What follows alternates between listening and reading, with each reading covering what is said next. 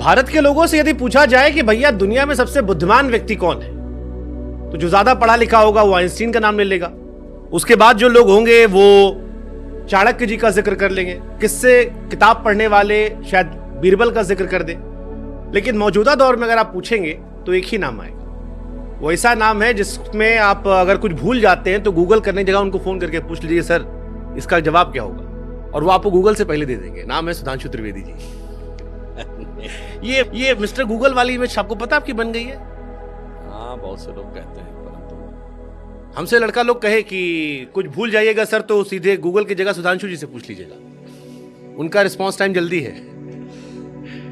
हाँ, परंतु मैं मानता हूं कि कोई ये कहे कि मुझे बहुत ज्ञान प्राप्त हो गया है, तो वो भारत में पैदा होकर तो कभी ये नहीं सोच सकता। भारत और हिंदू धर्म में इतना गहरा ज्ञान है कि जो जो आपको ज्ञान प्राप्त होता जाएगा आप विनम्र होते जाएंगे। जैसे रामचरितमानस में तुलसीदास जी ने क्या लिखा है, बरसहि जलद भूमि नियर आए, यथा नवहि बुद्धि विद्या पाए। अर्थात पानी से भरे हुए बादल धीरे धीरे उतने झुकते चले आते हैं भूमि के निकट। यथा नवहि बुद्धि विद्या पाए, जैसे बुद्धि और विद्या जो जो बढ़ती जाती है व्यक्ति को अपने अंदर की अज्ञानता का अनुभव होता जाता और वो भी उतना विनम्र होता चला जाए। वैसे ऑन द लाइटर नोट में इसमें एक और बात बोलूं जी, इस चौपाई में शब्द है बरसहि जलद भूमि नियर आए। नियर का अर्थ है नजदीक। ये अंग्रेजी का नियर ओरिजिनली यहां से आया है। आपको ये तो नहीं कह सकता ना कि तुलसीदास अंग्रेजी पढ़े होंगे इसलिए नियर आए आया है। इसीलिए मैं कह रहा हूं बहुत सी ऐसी चीजें हैं। हाँ, जैसे एग्जाम्पल के लिए बंकर शब्द है। अब लोग सोचते हैं बंकर तो अंग्रेजी का शब्द है और यूरोप का शब्द। नहीं साहब, दुर्ग जो बहुत ही मजबूत होता है उसके लिए बंक शब्द संस्कृत में आता है। और देखिए सुंदरकांड में लिखा है कि जब हनुमान जी लंका जला के आते हैं तो क्या कहते हैं, कहु कपि केहि विधि पालित लंका, केहि विधि दहेओ दुर्ग अति बंका। ये इतना जो पालित लंका थी, इतनी सुदृढ़ लंका थी, इतना दुर्ग जो बंक था यानी मजबूत था, उसको कैसे तुमने जला दिया। इसीलिए मैं कहता हूं जो जो आप पढ़ते जाएंगे जो त्यों आपको उस चीज के बारे में ज्ञानता और अपनी अज्ञानता का अनुभव होता चला जाएगा। तो मुझे लगता है भारत का तो नाम ही क्या है, भा अर्थात ज्ञान का प्रकाश, रथ अर्थात उसमें लगा हुआ। तो भारत क्या है, which is in the परपीचुअल pursuit of the light of knowledge. देखिए हम लोग तो खाली एक लाइन में पढ़े थे कि भैया भरा हुआ पेड़ होता झुका होता है। उसकी 200 शब्दों की व्याख्या आपने की है, वो आपके ज्ञान को दर्शाता है। लेकिन हमसे आपके आलोचक कई कहे कि सुधांशु जी से पूछ लीजिएगा कि हमारे वेदों में क्या क्या लिखा है, क्योंकि दुनिया में जो जो प्रूफ होता है सुधांशु जी कहते हैं हमारे वेदों में लिखा हुआ है। तो एक बार सुधांशु जी बता दें कि ये रह गया ताकि पेटेंट का अच्छा प्रश्न किया है। ये कुछ वैसा ही प्रश्न है जैसे सेकंड क्लास का बच्चा कहे कि भाई वो पीएचडी किताब में क्या क्या लिखा मुझे भी बता दो। वो इसलिए नहीं बताया जा सकता कि भाई जब आप पढ़ोगे, चौथी में पढ़ोगे, छठी में पहुंचोगे, 8वीं में पहुंचोगे, 10वीं में पहुंचोगे, त्यों तो तुम्हें समझ में आने लगेगा कि पीएचडी की बुक में लिखा क्या था। ठीक बात। यानी लाइब्रेरी थी पूरी। हमारे एक किताब नहीं है, हमारे यहाँ लाइब्रेरी है।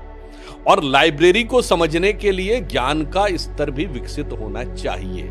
जैसे मैं उदाहरण के लिए, मैं ये पहले भी बोल चुका हूं, हम सब ने क्लास सेकंड थर्ड में जब वो एडिशन सब्सट्रैक्शन देखा होगा तो 4 - 3 = 1। अगर गलती से कोई बच्चा 3 - 4 लिख दे तो टीचर से डांट खा जाता था कि तुम्हें इतना भी नहीं पता है कि 3 में से 4 नहीं घटाया जा सकता। सही बात है। मगर जब आप बीएससी मैथमेटिक्स करते हैं तो 3 - 4 = -1 नेगेटिव इंटीजर्स की एक पूरी मैथमेटिकल सीरीज है। और -1 का जो स्क्वायर रूट है जिसे आई कहते हैं, वो बैलिस्टिक इक्वेशंस का इनसेपरेबल पार्ट है। तो जब डॉक्टर कलाम के लेवल पे पहुंच के जाएंगे तो वो -1 और उसका बैलिस्टिक इक्वेशन में क्या रिलेशन है वो समझ में आएगा। और फिर जब आप निगेटिव में जाएंगे तो एब्सोल्यूट टेम्परेचर क्या होता है, -2 से 173 डिग्री सेंटीग्रेड, जिसको 0 डिग्री केल्विन कहते हैं। तो इसलिए मैं कह रहा हूं वो ये ना पूछें कि वेदों में क्या लिखा है। जो जो वेदों के जो जो ज्ञान का विस्तार होगा तब आपको समझ में आएगा। जो आदि शंकराचार्य जी कह गए, वेदा निखलो धर्मो मूला, यानी संपूर्ण ज्ञान का उद्भव जो है वो वेदों से होता है। तो आप समझ पाते हैं बाद में, ये नहीं है कि उसमें लिखा नहीं था। अब जैसे एग्जाम्पल के लिए मैंने ये, चलिए तो आपको अब लॉगरिथम, अब लॉग बुक तो किसी ने पढ़ी नहीं, जब पढ़ेंगे 9th में पहुंचेंगे तब समझ में आएगा ना। अच्छा ये बताइए, कोई बच्चा ये कहे कि मैंने इंग्लिश सीख ली, ABCD सीख ली, ठीक, तो 27 अल्फाबेट सीख लिया, अब क्या पूरा शेक्सपियर का साहित्य मुझे पता? नहीं भाई, ये 27 लेटर पढ़ लेने से शेक्सपियर का पूरा साहित्य नहीं समझ सकते। इसलिए मैं कहता हूं कि ये जो आपने प्रश्न किया है ना, ये जानते हैं कहां से संबंधित है? माननीय प्रधानमंत्री जी ने जो कहा है कि ये जो अमृत काल है, इस अमृत काल में उन्होंने 5 प्रण कहे। उसमें एक है भारत को विकसित राष्ट्र बनाना है, दूसरा है गुलामी की मानसिकता के हर प्रभाव से अपने को मुक्त करना है, और तीसरा है कि अपनी विरासत पर गर्व करना है। ये मैं सेकंड और थर्ड, और चौथा है खैर कि सबके लिए हमको कर्तव्य करना, और पांचवा है कि कर्तव्य सामूहिक रूप से करना। अब यही मैं कह रहा हूं, ये अमृत काल में जो विषय है ना कि गुलामी की मानसिकता के प्रभाव से अपने को मुक्त करना, जैसे मैं उदाहरण दे रहा हूं, महाकुंभ चल रहा है, समाप्ति की तरफ है। महाकुंभ बृहस्पति ग्रह के रोटेशन पे होता है 12 साल के बाद। इस बार आपने जितना सुना है, 2013 में सुना है किसी ने कि 12 साल के जुपिटर के रोटेशन पे इतना मीडिया में किसी ने सुना था? या अखबारों में चली, आप कहेंगे मीडिया नहीं था। इलेक्ट्रॉनिक चैनल्स तो थे, कितने इलेक्ट्रॉनिक चैनल्स पे बात आती थी 2001 में? अरे अखबार तो थे, इलेक्ट्रॉनिक चैनल 2001 में भी थे। 1989 में हम लोग बच्चे थे, इलेक्ट्रॉनिक चैनल नहीं थे, अखबार तो थे, मैगजीन्स तो खूब निकलती थी, कभी सुना ना? ये तो सदा सर्वदा से होता आ रहा था। परंतु अब जो वो अज्ञान का पर्दा हट रहा है, त्यों तो समझ में आ रहा है। ऐसा नहीं कि कुंभ के होने के आयोजन की प्रक्रिया में कोई परिवर्तन आ गया, हमारे समझने की प्रक्रिया में परिवर्तन आया है, यह समझने। पर जैसे कुंभ का जिक्र आपने कर दिया, अब आपके आलोचक इस पे भी कहते हैं कि 144 साल वाला तो हर बार आता है, पिछली बार भी जब हुआ था तब भी 144 कह दिया गया था, इसका कोई प्रमाण नहीं है। ये अखिलेश जी से लेकर तमाम लोग लगातार आरोप लगा रहे हैं। देखिए, एक बात तो मैं कहूंगा, ये वही लोग हैं जो हर चीज में हिंदू धर्म और सनातन धर्म की आलोचना करते रहते हैं। इसका कोई प्रूफ है 144 साल का? देखिए, बहुत सिंपल सी बात है, 12 साल में एक बार होता है। वैसे वो 72वें के बाद 83वें वर्ष में आता है। जुपिटर की साइकिल 12 साल की है, तो 12 साल की साइकिल के बाद यदि जो वो 12 साइकिल पूरी करेगा तो 144 ईयर्स होंगे। अभी जानते हैं क्यों लोगों को नहीं समझ में आता? लोगों के अंदर क्या हो गया है कि वेस्टर्न इन्फ्लुएंस ऑफ नॉलेज की जड़ता इतनी ज्यादा है। जैसे मैं बताता हूं, वेस्टर्न थ्योरी ये कहती थी धरती चपटी और धरती स्थिर है और सूर्य पृथ्वी के चारों ओर घूमता है, यानी जिसको कहते थे ये अर्थ सेंट्रिक मॉडल। फिर आया हेलियोसेंट्रिक मॉडल कि सूर्य के चारों ओर सारे ग्रह घूमते। सूर्य भी स्थिर है क्या? नहीं है ना, वो भी तो मिल्की वे के चारों तरफ घूमता है और उसमें वॉबल भी करता है। तो इसीलिए दुनिया की बाकी सभ्यताओं में ज्यादा से ज्यादा कॉन्सेप्ट है ग्रह का, नक्षत्र का सिर्फ हमारे यहां कॉन्सेप्ट है। ठीक है, एंशिएंट ग्रीक्स और उनमें था, वो हमारा ही इन्फ्लुएंस था। नक्षत्र दिखाता है कि बैकग्राउंड का कॉन्स्टेलेशन क्या है। जैसे तो इसका मतलब 144 साल के बाद जब जुपिटर 12 साइकिल पूरी करेगा तो एक तरीके से अपना नया चक्र प्रारंभ करेगा। तो उस समय उसकी हमारे सोलर सिस्टम की स्थिति बदल चुकी होगी, तो जुपिटर की स्थिति एक प्रकार से नई स्थिति में वो प्रवेश कर रहा होगा। तो इसलिए हम कहते हैं कोई इसमें ऐसी बात नहीं, मगर मैं तो सिर्फ ये कहता हूं मेरे भाई, हमसे पूछने वाले ये तो बता दें कि धरती स्थिर है, सूर्य चारों तरफ घूमता है, इस पे कभी चूं बोले हैं आज तक? आपको एक बात पता है कि 1633 में गैलीलियो को इस बात के लिए फांसी की सजा सुना दी गई कि तुमने कैसे कह दिया कि सूर्य पृथ्वी के चारों ओर नहीं घूमता है, पृथ्वी सूर्य के चारों ओर घूमती है। उसने माफी मांगी, सजा तो माफ हो गई, मगर दौर की बात है। नहीं, दौर आपको बता रहा हूं, वो दौर कितना बड़ा है। उसके बाद उसका नाम लिख दिया गया convicted criminals in the eyes of church, यानी चर्च के अपराधी की सूची में उसका नाम। और आपको पता है किस ईयर तक उसका नाम रहा है? किस ईयर तक? 1992। 1992 पोप जॉन पॉल II ने उसका नाम हटवाया, यानी जब मनुष्य अंतरिक्ष में पहुंच गया 1957, जब आदमी चांद पे पहुंच गया, मतलब पहला सैटेलाइट 57 में स्पुतनिक पहुंच गया, 61 में यूरी गैगरिन स्पेस पे पहुंच गए, 69 में आदमी चांद पे पहुंच गया, सैटेलाइट्स पहुंच गए, फिर भी उसका नाम convicted criminals in the eyes of church में था। चू नहीं बोलता कोई। सारे ज्ञानदेव पाणे जो हमसे सवाल पूछते हैं वो वहां पे एकदम चुप्पी साध के बैठ जाते हैं। ये गुलामी की मानसिकता का विष है जो हमारी पीढ़ियों दर पीढ़ी हमारे दिमागों में भरा हुआ है, उसको निकालने की आवश्यकता है। और हमारा जो था सब कुछ सच होता जा रहा है। अब एग्जाम्पल के लिए कुंभ हो रहा है, तो क्या हम लोग, हमारी जनरेशन के जो लोग थे, जो 80 के दशक में बच्चे थे, क्या पढ़ाया जाता था तब तक कि Kumbh is on the, Prayag is on the confluence of Ganga Jamuna and the mythical Saraswati. Ganga Jamuna और काल्पनिक सरस्वती। आखिर में क्या हुआ, लेट 80s में नासा के सैटेलाइट पिक्चर में सरस्वती नदी का ट्रैक दिखा। अब जो जियोलॉजिकल डाटा आया है वो ये भी बता रहा है, अब तो सारे सिमुलेशंस वगैरह भी आने लगे, और चिंता मत करिए, एआई आने के बाद सब सिमुलेशन बहुत आसान हो जाएंगे। अब उसमें यह भी बताया गया है कि सरस्वती नदी आज से तकरीबन 5000 साल पहले सूखी थी, यानी एग्जैक्टली वही जो महाभारत का काल है या कलयुग का प्रारंभ का समय माना जाता है। तो ज्यों ज्यों साइंस ऊपर बढ़ रही है, त्यों त्यों वो सारी की सारी चीजें सत्य होती जा रही हैं। मगर कुछ लोग ऐसे हैं जिनके लिए हम ये कह सकते हैं, उनके प्रति संवेदना व्यक्त करते हुए और उनसे यह अपील करते हुए कि अपने मन के ऊपर से वो हटाइए, जिसे कहते हैं ना, तोरी गठरी में लागा चोर मुसाफिर मन की आंखें खोल। उनके लिए मैं कहना चाहूंगा, अपने वतन पर सदियों तक रही हुकूमत गैरों की, लेकिन कुछ चेहरों पर अब तक धूल है उनके पैरों की। कोई भी और दूसरा देश होता गर्व करता कि देखिए साहब, हमारे यहाँ 10 लोग कूद पड़ते सोशल मीडिया, नहीं हमारे यहाँ कुछ अच्छा नहीं था, बहुत खराब था, अरे कैसे कह दिया ये साइंटिफिक था, और एक एक चीज प्रूव होती चली जाती है।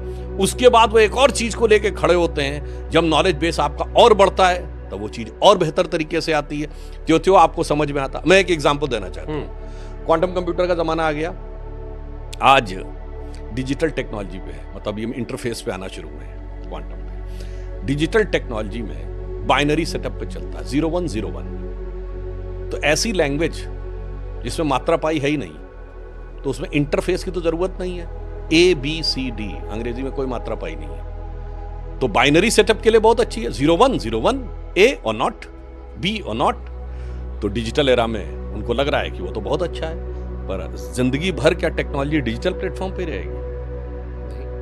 अब अगली क्या आ रही है, वॉइस कमांड की शुरुआत हो रही है। आप बोलते हैं फोन पे, टाइप हो जाता है। वॉइस कमांड से क्या होगा, अब डिस्क्रीट बाइनरी डाइवर्सिफिकेशन नहीं होगा 01, अब इसके साथ सिंक्रोनिटी भी आएगी। अब जो मात्रा पाई जिनकी है, वो लैंग्वेजेस की इंपॉर्टेंस समझ में आनी शुरू होगी। जब मात्रा पाई के साथ आएंगे तो उनकी जो फोनेटिक वाइब्रेशंस हैं वो लोगों को समझ में आनी शुरू होंगी।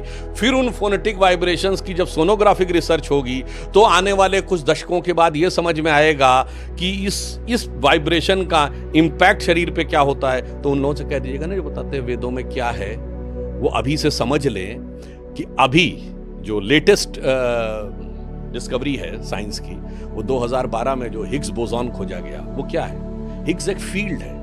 अब आज ये माना जाता है कि जिसको आप पार्टिकल कहते हैं, it's not really a particle, it is a collapse of wave function. यानी मूलतः वेव है, और दो वेव्स जहां पर कोलैप्स करती हैं वहां एक एनर्जी का पैकेट बन जाता है जो आपको पार्टिकल की तरह बिहेव करना शुरू दिखाई पड़ता है। तो इसलिए अगर देखें तो संपूर्ण संसार तरंगों का है, इसीलिए हमारे कहा गया संपूर्ण संसार लय में स्थित है। इसीलिए डूम्स की हिंदी या संस्कृत क्या है, प्रलय है, यानी जहां लय समाप्त। इसीलिए हमारे सारे मंत्र लय पर हैं, हमारे ग्रंथ छंद में हैं, सारे वेद छंदों में लिखे गए हैं, वहां से लेकर रामचरितमानस भी छंद में लिखी गई है, हमारे यहाँ भजन भी छंद में गाए जाते हैं। इसीलिए फिर उस पर आता हूं, इंडियन मूवीज में गाने ज्यादा होते हैं अंग्रेजी मूवीज के मुकाबले, क्योंकि हमारे यहाँ मात्रा पाई भी है और छंद हमारी परंपरा में है। और ज्यों ज्यों आप इस इंटरफेस पे आगे बढ़ेंगे त्यों त्यों वो छंद उभर कर आता हुआ आपको दिखाई पड़ेगा। वेदों के जो 6 अंग हैं, शिक्षा, कल्प,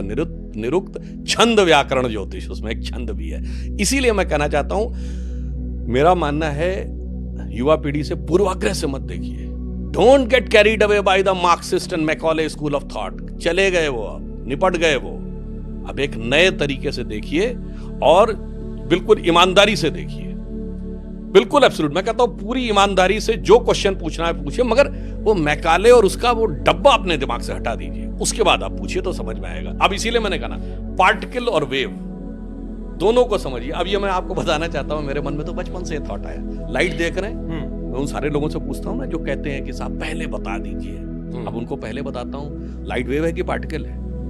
जिसने थोड़ी भी फिजिक्स पढ़ी होगी उसे पता होगा कि लाइट जो है, जब आप पानी में लाइट जाती है तो आपको डेप्थ कम दिखाई पड़ती है, बिकॉज रिफ्रैक्शन होता है, बेंड हो जाती है लाइट। इसका मतलब लाइट इज पार्टिकल, क्योंकि मीडियम में प्रवेश करने के बाद वो पार्टिकल की तरह बिहेव करती है। पर अगर पार्टिकल हो तो स्पेस में चलते हुए सूर्य से आ नहीं सकती लाइट की वेलोसिटी से।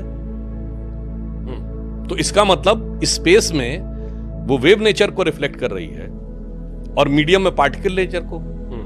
अगर मैं उन्हीं से कहना चाहूं, जरा इसको और ईमानदारी से सोचो कि आत्मा अंतरिक्ष में अव्यक्त है और माध्यम में व्यक्त है। जब ये कहते थे तो ये तो बकवास है, ये तो फिलॉसफी है, और लाइट स्पेस में वेव है और मीडियम में पार्टिकल है, ये साइंस है। बस वो कटोरा हटा दो भाई मार्क्स और मैकाले का, उसके बाद ईमानदारी से देखो तो सब कुछ समझ में आएगा। अच्छा, कि एक विषय का विशेषज्ञ आपको टोक भी नहीं सकता, आपको टोकने के लिए भी, मतलब आज हमको लगता है हम सुनते रहे बस आप जो कह रहे थे। नहीं, हमारे यहाँ भी देखिए, एक और बात बता दें, जो कहते हैं वेद में क्या बता दीजिए, एकमात्र धर्म ग्रंथ है जो कहता तर्क करो। मैं चैलेंज करके कहता हूं दुनिया में जितने बड़े बड़े धर्म हैं, जो मतलब धर्म तो भारत एक ही है, हिंदू धर्म, जो मत संप्रदाय पंथ रिलीजन मजहब है, वहां एक ही बुक है और कहते नो इफ एंड बट, चू पू नहीं बोल सकते, जो कह दिया गया वो सुन लो, केवल सरमन होगा, परसेप्ट होगा, तकरीर होगी और सिर्फ सजदा करना है। तर्क करने का कोई स्कोप नहीं है। एक कहता है कि अगर तर्क किया तो नरक में जाओगे, दूसरा कहता तर्क किया तो सर्तन से जुदा हो जाएगा। हमारे यहाँ कहा गया आओ बैठो शास्त्रार्थ करो। हमारे 6 वेदांग में एक न्याय शास्त्र है, गौतम ऋषि का न्याय शास्त्र, जिसे तर्क शास्त्र, प्रमाण शास्त्र भी कहते हैं। बाकायदा 2 लोग बैठते थे, भाई इसका इंटरप्रिटेशन मेरे हिसाब से ये, आपके हिसाब से ये, खुली बहस करो। और उसके बाद मैं ये भी नहीं कहता कि एक ही बात मान लो। द्वैतवादियों का अलग इंटरप्रिटेशन है, अद्वैतवादियों का अलग इंटरप्रिटेशन है, रामानुजाचार्य का अलग इंटरप्रिटेशन है, मध्वाचार्य का अलग इंटरप्रिटेशन है, निम्बारकाचार्य का अलग इंटरप्रिटेशन है, शंकराचार्य का अलग इंटरप्रिटेशन है। सबको स्वतंत्रता है। अब कोई कहे नहीं ये होनी तो एक ही चाहिए, जो हमारे यहाँ कहा गया एक है तो सही। उनसे पूछता हूं मेरे भाई, दुनिया में आप स्पेस में खड़े हो जाइए, अलग अलग पॉइंट से स्पेस को देखेंगे, अलग अलग व्यू दिखाई पड़ेगा। कोई ये कहे कि स्पेस में एक ही व्यू है, इसका मतलब उसने सिर्फ एक कमरा देखा है। कमरे में एक व्यू नजर आएगा, दुनिया देखी होती, विराट ब्रह्मांड देखा होता, तो कभी ये बोलता ही नहीं कि एक ही व्यू है और वो एक ही पॉइंट पे कॉम्प्रिहेंड किया जा सकता है।